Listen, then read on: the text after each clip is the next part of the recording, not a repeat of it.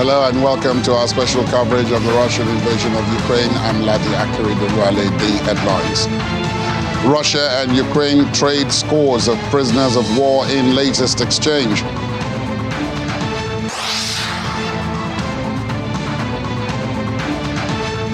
U.S. newspaper says intel suggests pro-Ukrainian group sabotage Nord Stream pipeline as Russia seeks answers from the West.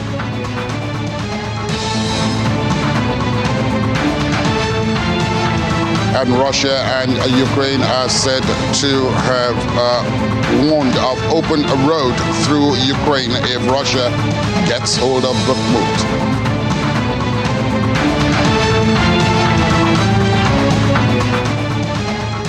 Russia and Ukraine are said to have exchanged scores of prisoners of war, the latest swap in more than a year of fighting. Russia's defense ministry said 90 Russian prisoners of war had returned from Ukraine in the latest exchange, while Kiev said 130 Ukrainian service personnel had been released from Russian custody. Andriy Yermak, head of the Ukrainian presidential staff, said 87 of the Ukrainians had taken part in the defense of the southeastern city of Mariupol before its capture by Russia last year. Meanwhile, new intelligence reviewed by U.S. officials suggests that a pro-Ukrainian group of likely Ukrainian or Russian nationals carried out the attack on the Nord Stream pipelines last year, but the intelligence reached no firm conclusions. According to the New York Times, citing U.S. officials, there was no evidence that Ukrainian President Volodymyr Zelensky or his top lieutenants were involved or that the perpetrators were acting at the direction of any Ukrainian government officials.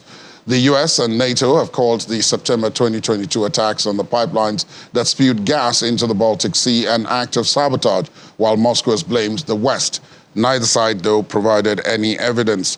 The intelligence review suggests those who carried out the attacks opposed Russian President Vladimir Putin, but does not specify the members of the group or who directed or paid for the operation. And Russia's foreign ministry says the United States has questions to answer over its alleged role in explosions that destroyed the undersea Nord Stream gas pipelines last year. It was commenting on a blog post published earlier on by respected American journalist Seymour Hersh that accused the United States military of involvement in the blasts and alleged President Joe Biden green-lighted the operation. Russian Foreign Ministry spokeswoman Maria Zakharova called on the White House to address the facts presented by Mr. Hersh.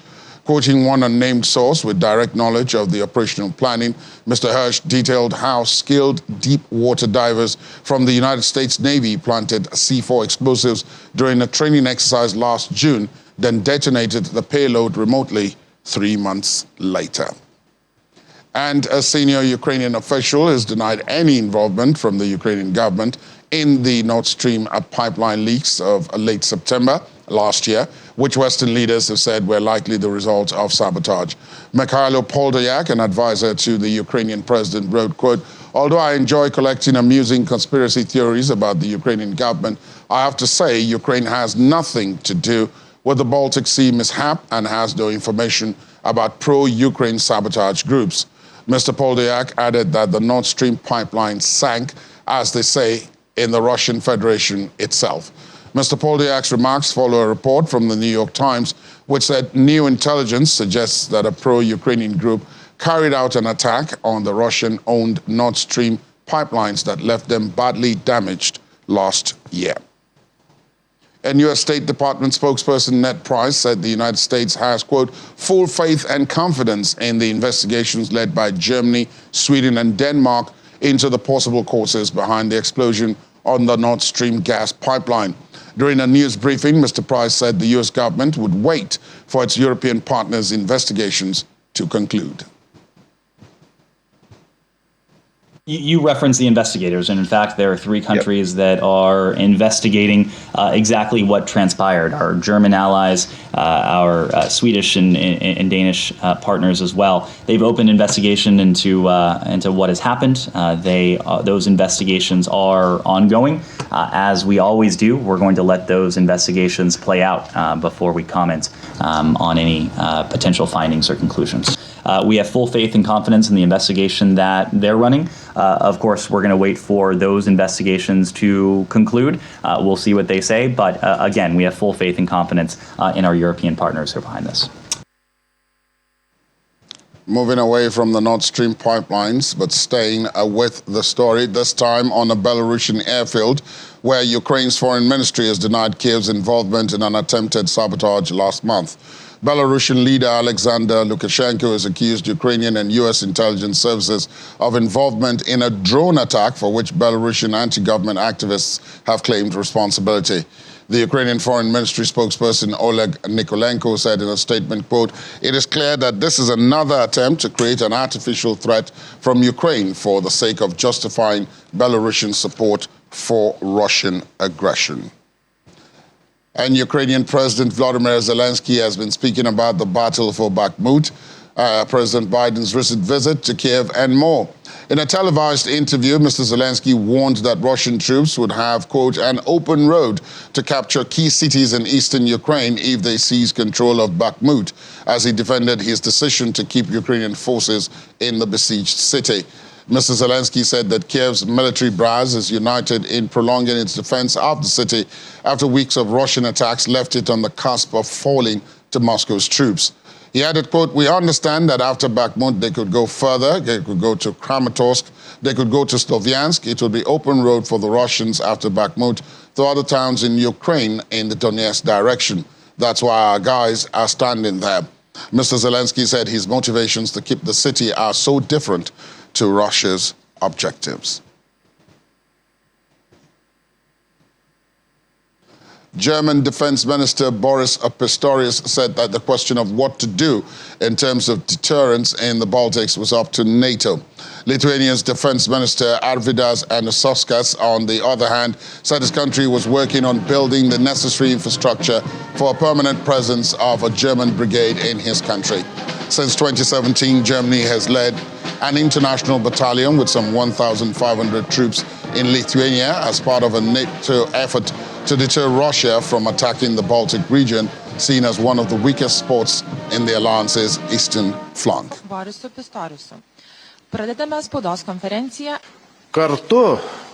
At the same time, we are implementing step by step the decision taken at the NATO summit in Madrid and in a joint communique between the Lithuanian president and the German chancellor. Lithuania is looking for a permanent presence of the German brigade in Lithuania because the NATO defense line starts here. We must be ready. We are currently implementing a plan to build the necessary infrastructure, which I also present to the German Minister of Defense at the meeting.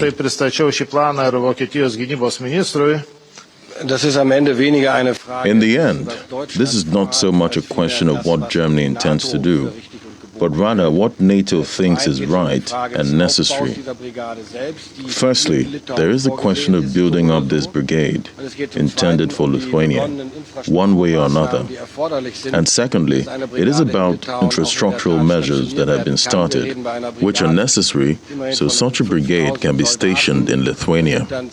After all, we are talking about around 5,000 soldiers in the brigade. This does not include civilians, civilian employees and family members. We are talking about several battalions of armored and mechanized vehicles.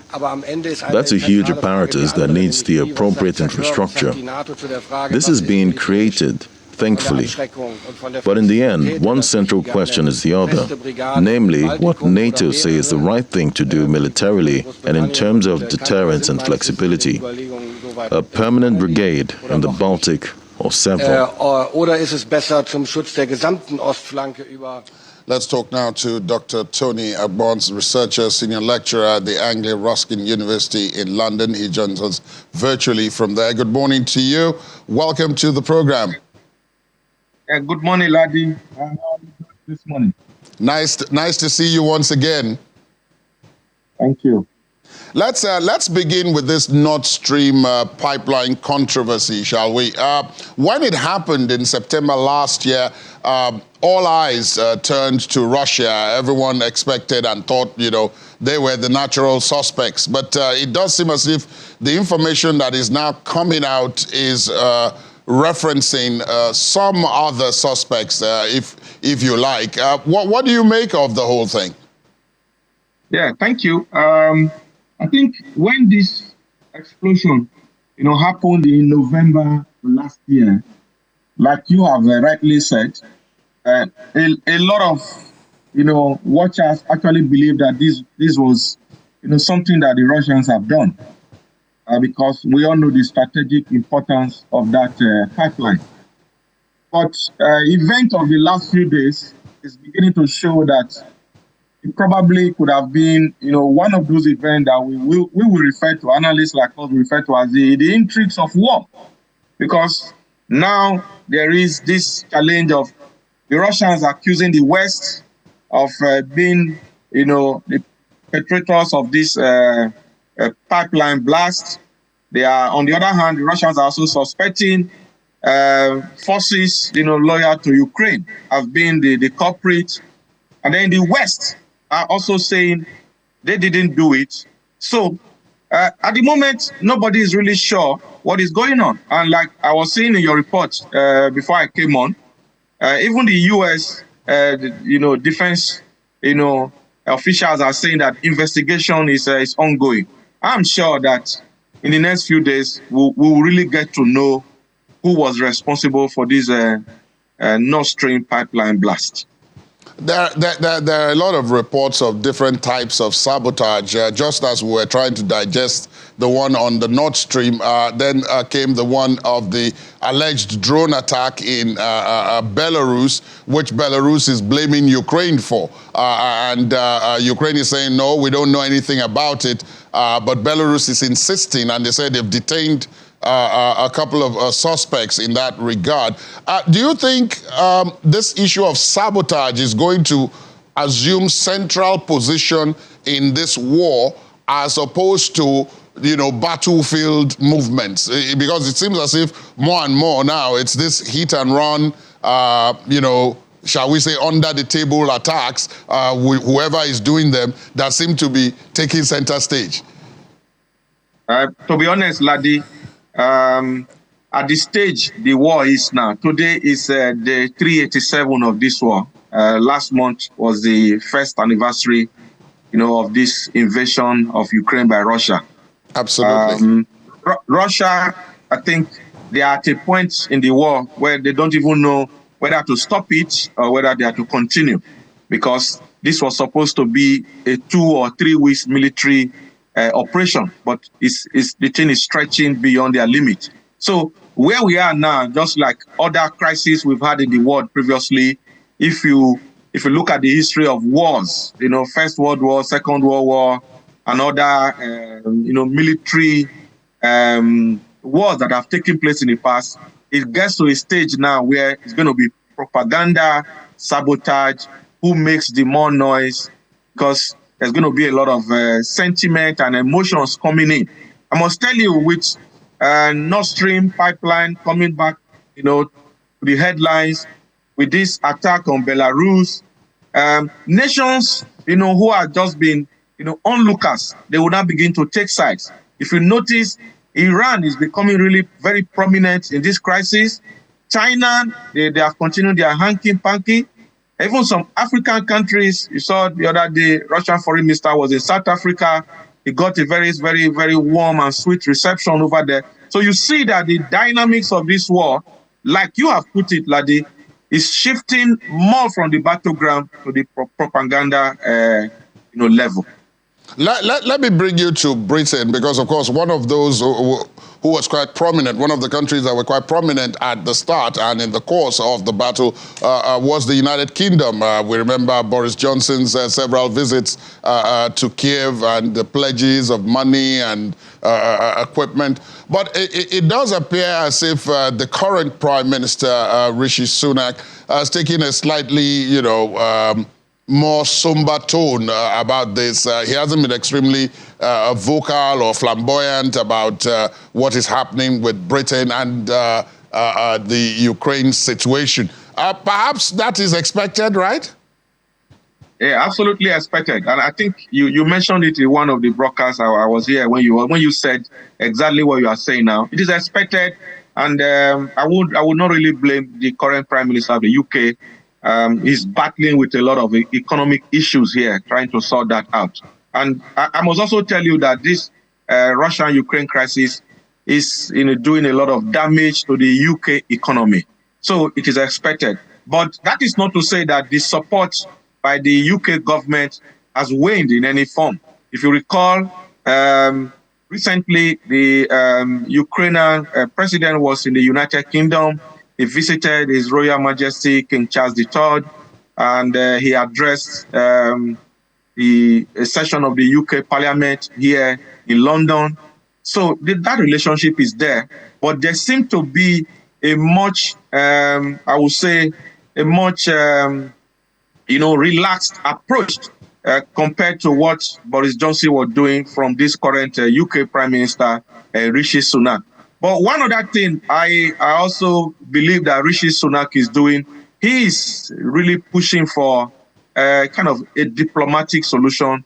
I'm aware that he's been having some undercutting meetings and phone calls to world leaders, especially the US President, the French President Macron, and then the German Chancellor as well. So all these are some of the, diplomatic activities that Sunak is doing behind the scene. But the UK support, training of Ukraine military personnel, equipment, that is still very, very much ongoing.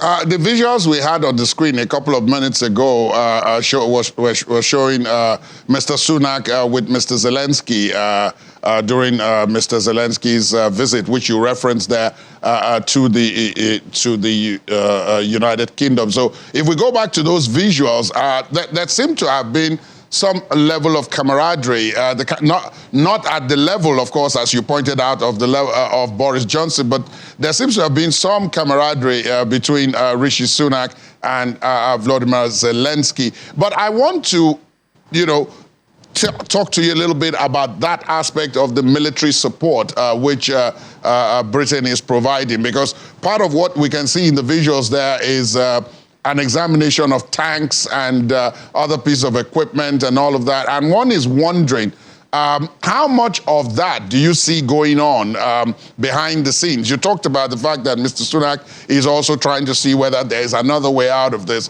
but that the support continues. How much of that are you really seeing? Because the last we heard, Britain was to send Challenger 2 tanks. Have they done so? Do you know?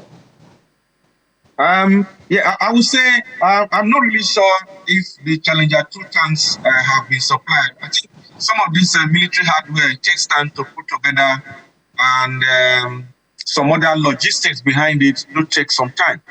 But I don't really see the UK, doubling down on its support for Ukraine. I don't see it happening because of, and the reason for this is is a kind of a political thing, because the United Kingdom and its allies will not want a situation where the Russians win this war. So that support is not going to go down. The measure of it may vary from what Boris Johnson probably would have done. Because if you look at the UK population, everyone is supporting the government on this. The United Kingdom, as a bastion of democracy, supports freedom and nations making their choices on their own. So the UK government is not going to back down. But there's been some kind of low-level activity going on as far as.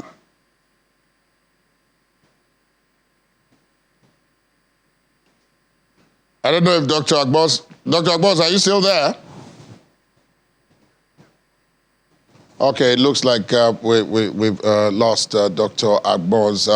We'll probably get back to it if we can, but let's take a break at this point. The Russian court is jailing a defiant activist opposed to Ukraine's war for more than 8 years. Details in a moment. Please stay on with us.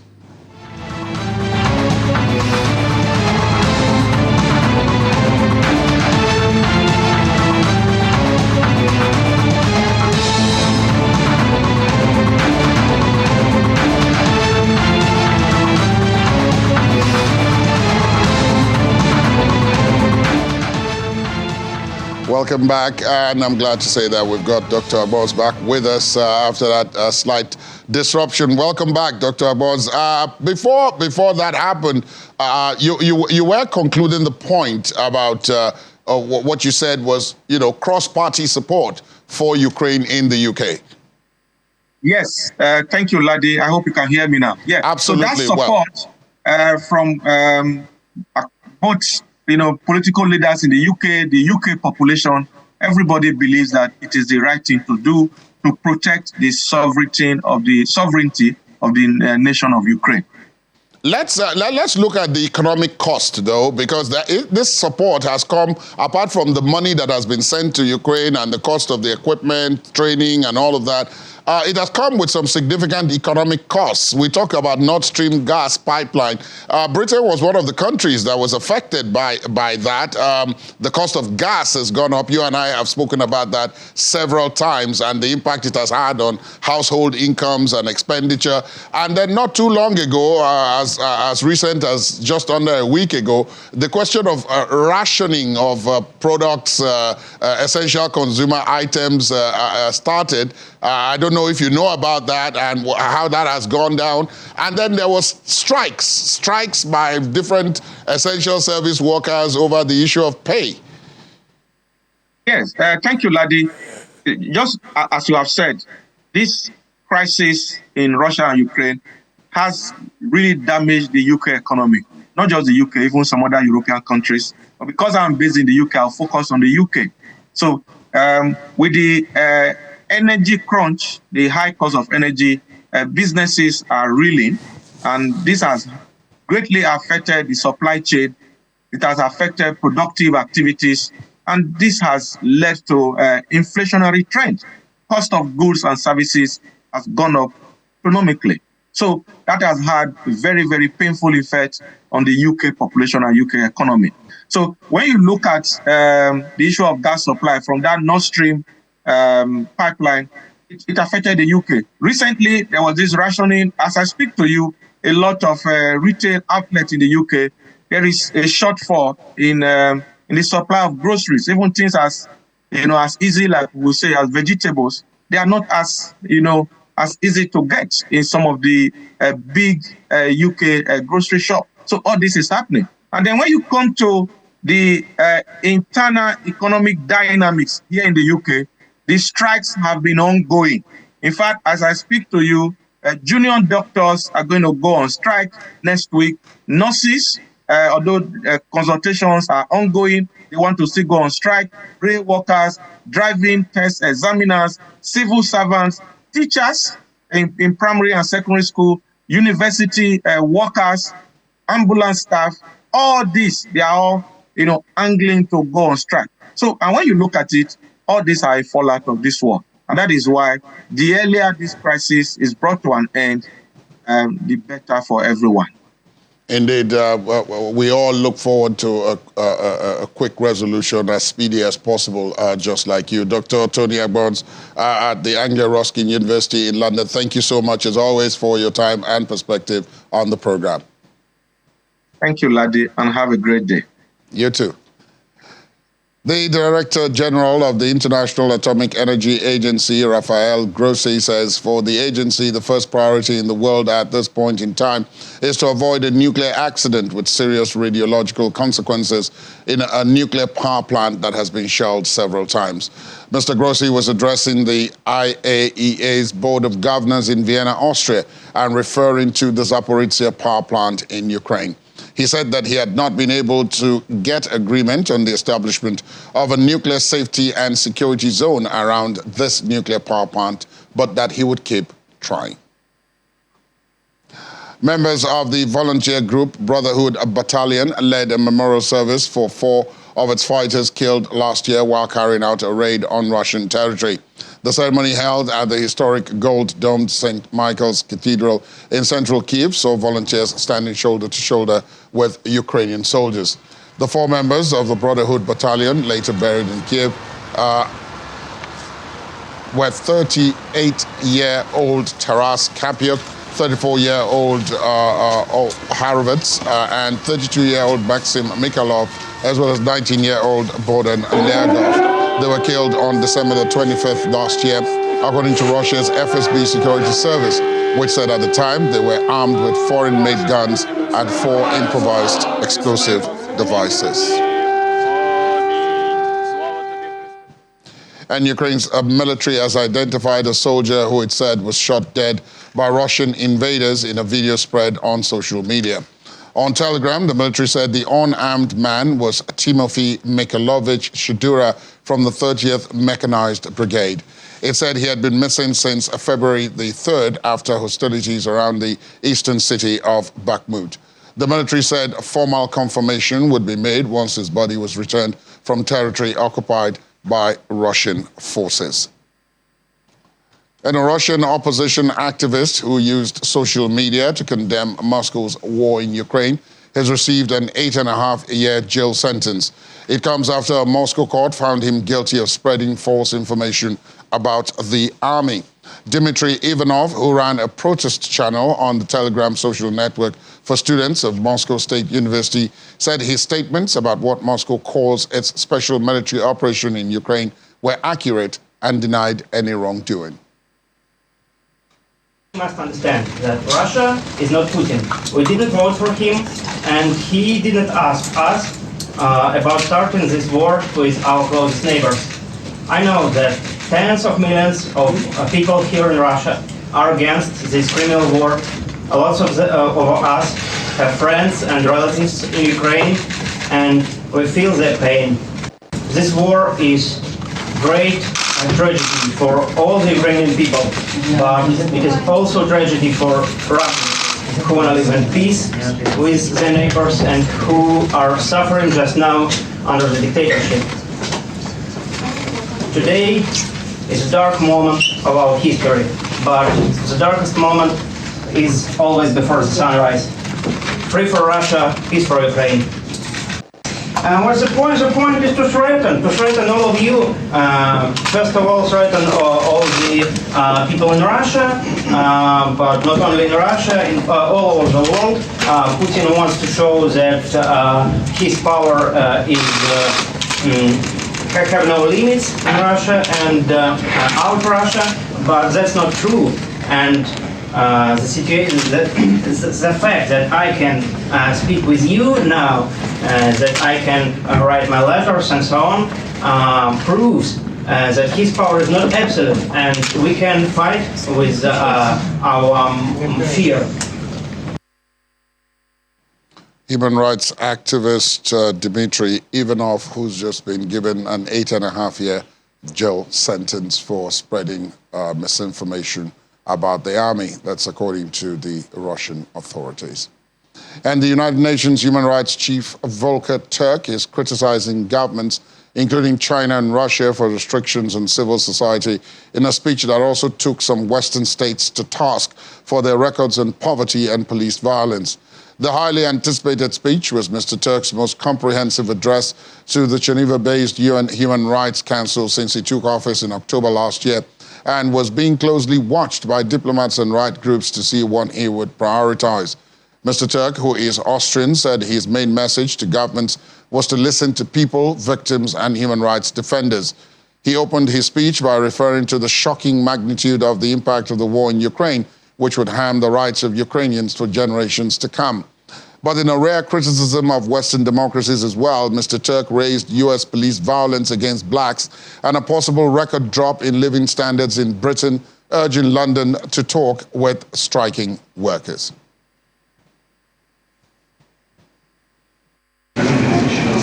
Harsh restriction of the civic space is the Achilles heel, the fatal weakness of governance. if I have one message to deliver to every head of state or government, it is this: listen to the people, and in particular to victims and defenders of human rights. These are the people who have the deepest experience of these issues, and they have something to say that you need to hear. I'm alarmed by the number and range of countries where we have seen steps that undercut institutions of justice, media freedoms, and the space for fundamental civic freedoms. In the Russian Federation, I'm deeply concerned by multiple trends. The closures of the newspaper Novaya Gazeta and the Moscow-Helsinki groups are another sign of the demise of Russia's civic space. Constant pro-war messages on state media fuel and feed stereotypes and incite hatred and violence. Over 180 criminal cases have been opened up on charges related to alleged defamation of the armed forces. Those convicted so far include a journalist and a municipal councillor. In the Xinjiang region, my office has documented grave concerns, notably large-scale arbitrary detentions and ongoing family separations, and has made important recommendations that require concrete follow-up. We also have concerns about the severe restrictions of civic space more generally, including the arbitrary detention of human rights defenders and lawyers, and the impact of the national security law in Hong Kong. The war in Ukraine has led to civilian casualties and destruction of a shocking magnitude. The rights of Ukrainians will be harmed for generations to come, and the war's impact on fuel and food prices, as well as geopolitical tensions, are impacting negatively on people in every region of the world. That such damage could once again be done across the world by a warfare in Europe is a betrayal of the promises of transformative change made at the foundation over 75 years ago of this institution. In the United States, people of African descent are reportedly almost 3 times more likely to be killed by police than are white people, under inverted commas. The brutal death of Tyree Nichols in Memphis 2 months ago stood out not just because of the severity of the violence caught on tape, but because it was followed by immediate action to prosecute the officers involved, while generally only a fraction of such cases lead to those responsible being brought to justice. In the US and all other countries, swift and determined action to hold perpetrators accountable in each case should be the rule and not the exception. Structural safeguards must be set up, including independent oversight, effective complaint procedures, and robust legislative reform. While numerous countries in the global north are also experiencing poverty, people in the United Kingdom are currently experiencing a cost of living crisis that may result in the largest drop in living standards on record. Racial and ethnic minority groups are disproportionately affected. I welcome measures taken by the government to provide some relief from increased fuel costs and raise the minimum wage, but I encourage more dialogue with striking workers and with people living in poverty, as well as reforms that advance economic and social and cultural rights. The United Nations Human Rights Commissioner Volker Turk. Let's talk to the head of Department History and Strategic Studies at the University of Lagos, Professor David Awurawo. He joins us in this discussion online from the Akoka area. Good morning to you, Prof. Welcome, as always, to the program. Good morning, Ladi. We are talking human rights. Yes, we're talking human rights this morning as a fallout of the war. I'm sure you listened to the UN Human Rights Chief there talking wide-ranging that human rights are not just the issues of the outcome of the war. There are other types of human rights being, ridden roughshod over in different parts of the world, including in some surprising places. Is this a natural consequence of war?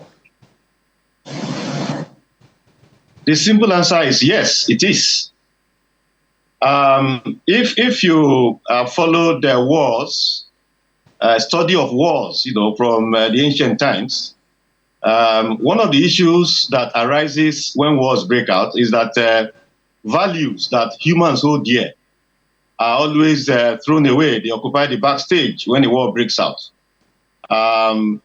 There is a book by a prominent scholar on war. His name is Thucydides. He has a book titled History of the Peloponnesian War, one of the earliest works on war. One of the issues he addresses in that book is that, unfortunately, when that war broke out, values that Greeks held dear, respect for one another, kindness, family values, all of those were thrown away in the course of the war. All that mattered was survival. And that has been the case since then. I mean, that book was written in the 5th century BC, so 2,500 or more years ago that book was written. And that has been the pattern of war until now. So when the human rights chief was speaking, I wasn't surprised at all that at times like this, when you have violent conflict, human rights violations will expand. And of course, areas that you don't even expect it to happen, it will happen there because the effect of war will reverberate. Like somebody was talking a while ago about the United Kingdom, how the war has affected the UK. The UK is not at war directly, but the UK is affected by the war.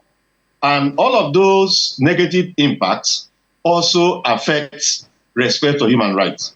So I wasn't surprised at all at the submission of the human rights, UN human rights chief. But then, as you have told me once or twice already in the course of this program, when I have the opportunity to talk to you, again, this kind of speech, as wide-ranging as it is, as detailed and, with evidence and all of that, only again serves to highlight the seeming, helplessness of the United Nations in all of this. And Mr. Turk also spoke to that because he said, look, all the things that he's spoken about amounted to a betrayal of the promise made by those who founded the United Nations, that body was supposed to prevent things like this from happening after the Second World War.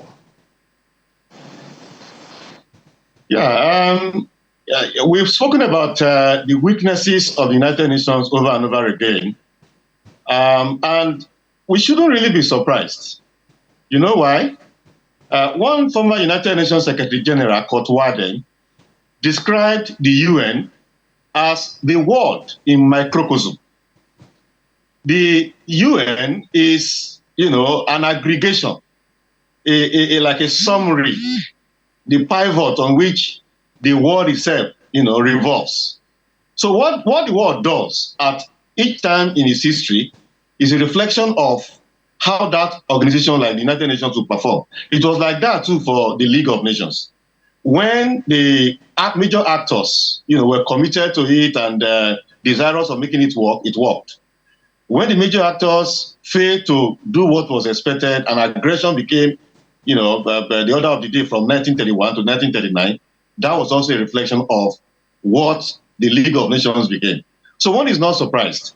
What the major actors in the United Nations do or fail to do is just what the UN does, in summary. And so I can understand the frustration of the UN human rights chief about the inability of the United Nations to rise to the occasion at times like this. I mean, so somebody said not long ago that he's surprised that at the time like this that the UN is expected to rise to the occasion, the UN seems to be in somnolence. Yes, the UN is in somnolence because the major actors have not done what is expected of them.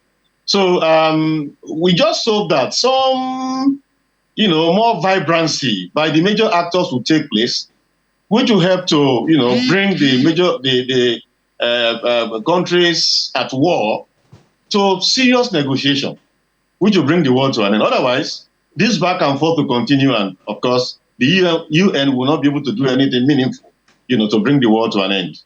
I want to explore what you just said now about the fact that, they need to bring people together, they need to bring the warring parties together to explore ways out of it.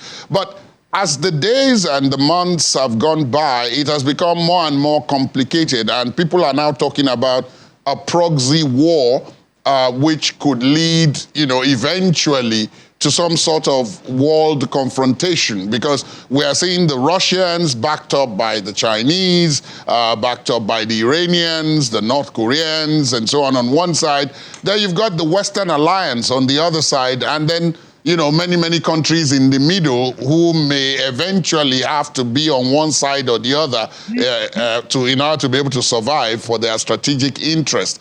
And as time has gone, that's what has happened. I remember you saying, shortly after the war began, that the longer it goes, the more complicated it's going to become. And that seems to have been borne out by happenings now. So is there anything on the horizon that gives you any indication that we may be able to return to where we can knock heads together and peace can prevail? Unfortunately, nothing at the moment. There is nothing that has happened, at least in the last 1-2 months, to give reason for optimism that the war will be brought to an end anytime soon. But that is what we encourage, because it is very clear now that it has become a stalemated war. We have entered a stage of stalemate. The Russians are, destroying parts of Ukraine here and there, but the ultimate objective of defeating Ukraine and claiming victory is not being achieved. The Ukrainians are defending themselves as much as they're able to, with support from the West, but also defeating Russia and claiming victory is also, not something that is likely anytime soon. So it should be clear to both sides in the conflict now that this war will drag on for decades. And the longer it drags on, the more complicated, and then the worse for their own internal condition, and also the worse for the international community. So that should be a factor that should influence, interest in genuine diplomacy that will bring the war to an end. That is on the part of the aggressor, the countries in conflict, Russia and Ukraine. Then for the others, they should also know that the longer this war drags, the worse it will be for global stability and international economy. So that should also influence some restraint in approach to the war. I'm surprised that China is giving as much support it's giving to Russia, given the fact that China is interested in producing its goods, selling them, and then growing its economy. I'm surprised. A country like China should be more, focused on how to mediate and bring the war to an end. The other day, Lula da Silva, the president of Brazil, tried to see what he could do to, speak with the leaders of Ukraine, and of course, maybe also Russia. He is in the middle. He's more disposed to engagement that will bring the war to an end. We need more of that, disposition from world leaders, so that diplomacy that will be effective can start, that will bring the war to an end. As it is, this war can drag on for decades if none of these things I'm saying takes place. Indeed. You're right, Professor David Awurawo. Thank you so much for that and for your perspective. Very interesting. It's grim. The situation is grim, and we can't understate that. Thank you, as always, for your perspective on the program.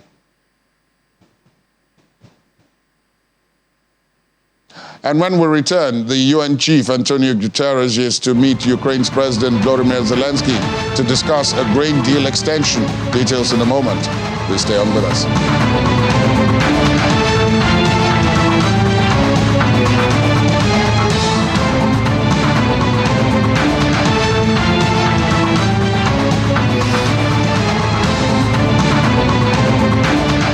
Thanks for staying tuned. Welcome back. And you know that at this time on the program, it's time to discuss the business outcomes related to this conflict. And for that, I'm being joined by Ini John Mekwa. Morning, Ini. Good morning. The 10th section, we talked about this, I believe it was on Monday that we talked about this, and it's now coming into effect with several regulations. Yes, several regulations. It's supposed to affect capital market and some financial transactions, when it comes to market. But what we have now is individuals are also being affected, and companies.